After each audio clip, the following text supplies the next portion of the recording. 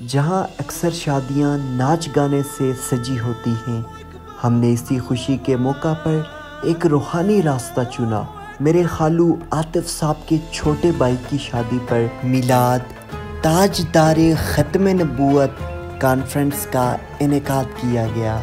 اس بابرکت محفل کے لیے ہم نے دعوت دی قائد اہل سنت علامہ احمد شاہ بخاری صاحب کو، جن کی آمد ہمارے لیے باعث سعادت بنی۔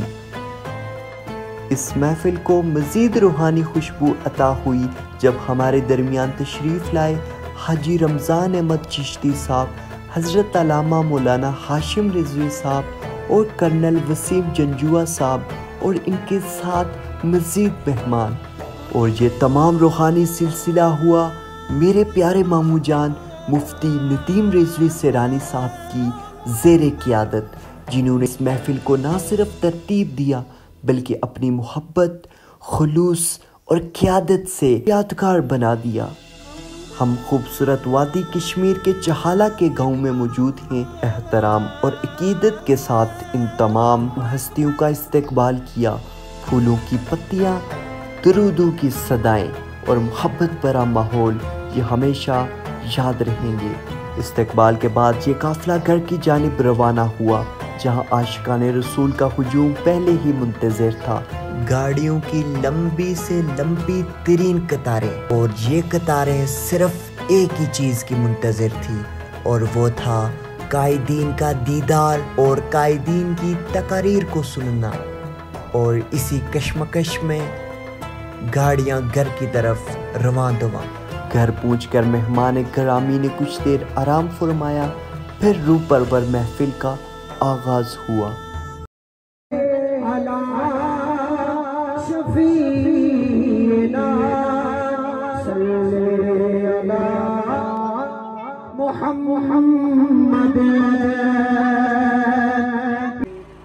ہمارے یہاں چونکہ مہندی کا رواج ہے، اس موقع پر اس علاقے میں ایک منفرد انداز میں تاجدار ختم نبوت کانفرنس اس کا انعقاد کیا گیا۔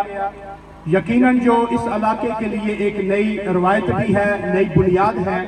عالم شاہ میں عشق دقید صاحب سمرہ دین اسلام ایمان دائی، لکھ طبیب لبیب گزرے علم عشق تک سے نہیں پڑے آئے، کہ بھن قانون شفا والے دارو عشق تک سے نہیں لکھے آئے۔ کلمہ کسی نے بھی نہ نون کا پڑھا ہے، نہ جیم کا پڑھا ہے، نہ پی ٹی آئی نے کسے پڑھے ہے، نہ ایم سی ایل نے کسے پڑھے ہے، نہ زرداری نے کسے پڑھے ہے۔ کلمہ ہم سب نے رسول اللہ کا پڑھا ہے یا نہیں پڑھا؟ سارے بولو۔ گل میں لمبی نہیں کرنی بالکل، چونکہ میرا علاقہ ہے اور ایک بات کہنا میں ضروری سمجھتا تھا۔ دعوت کے خطاب دے رہا ہوں حضور کے دین کے لیے بھی، حضور کے نظام کے لیے بھی، حضور کے اصحاب کے لیے بھی، حضور کی اہل بیت کے لیے بھی۔ آپ کی قربانیاں روز روشن کی طرح یہاں ہیں۔ نعرہ تو حضور کا ہی ہے، صرف کنڈ نہیں لگن دینے۔ آل نبی اولاد علی امیر دھویل باولپور قبلہ پیر سید احمد شاہ صاحب بخاری آپ تشریف لاتے ہیں، اور سرزمین کھیرکوٹ میں اپنے خطاب سے ہمارے قلوب کو منور فرمائیں گے۔ سید زادے کا استقبال کیجیے۔